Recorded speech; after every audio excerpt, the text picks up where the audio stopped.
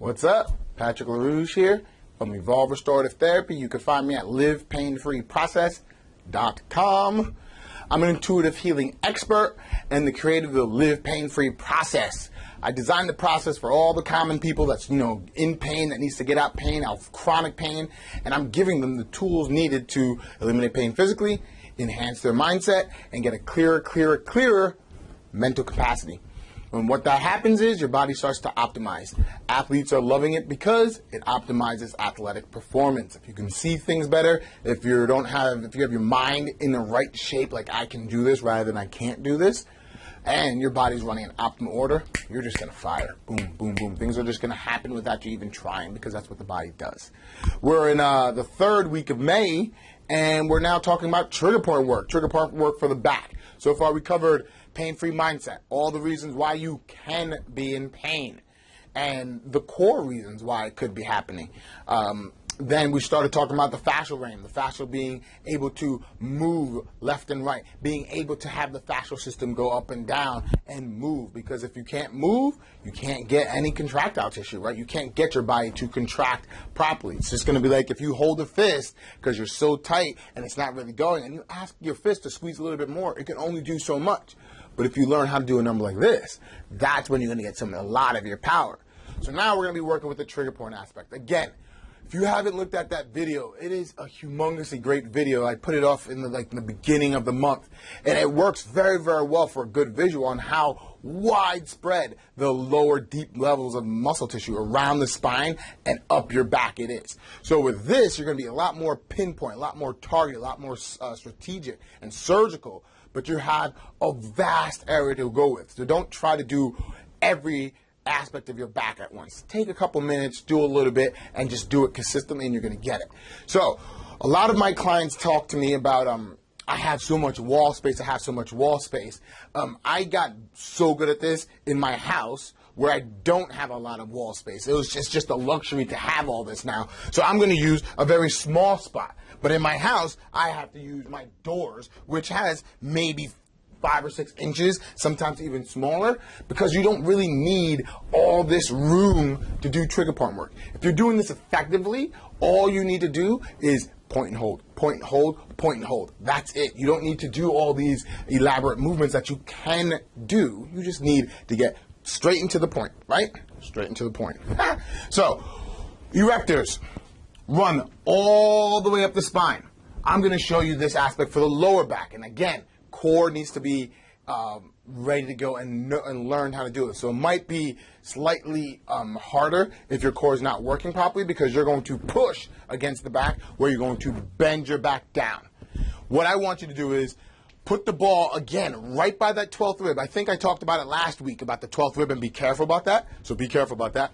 Go right underneath the 12th rib, and you'll know how that falls. If you put your finger on your back, you're going to fall into a divot. Right above that is your 12th rib. What you're going to do is, once you hit that divot, that soft spot, just move into your spine. It's right small of your low back. You're going to push into the wall, right?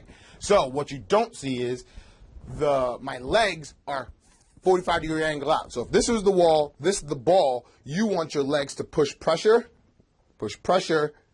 into the ball. So it hits the wall and your pressure is into the wall, right? A lot of people try to do this and they're trying to push back, which then makes their back work harder. So body in, here, legs at a 45-degree angle, right?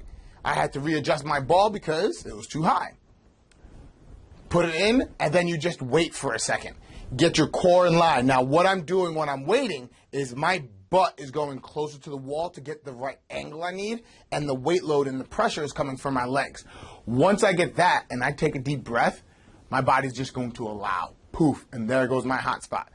So once I do that, I'm just going to now straighten my legs ever so slightly and get a little bit more aspect of what's happening. This is not a up and down, rolling left and right. It's point and hold, point and hold. Now I take the ball, put a little bit lower, and now this is where it gets a little tricky, because now you have to be at a longer distance out, and your butt's going to be coming closer to the wall, where you're almost doing a wall seat. Like you're sitting on the wall type of thing. If it's too much on your quads, you're going to have to find a different way to do this. But once you get here, then you're going to start twisting left and right. Now you're going to hit different areas of the Errectors. Just wait. Breathe, let it in. Like I'm seeing a referral pattern that's going into my butt, into my sacrum. I'm just holding it there for a second and taking a deep breath while I'm slowly rolling here. Point and hold, hold, hold, hold, and that's it.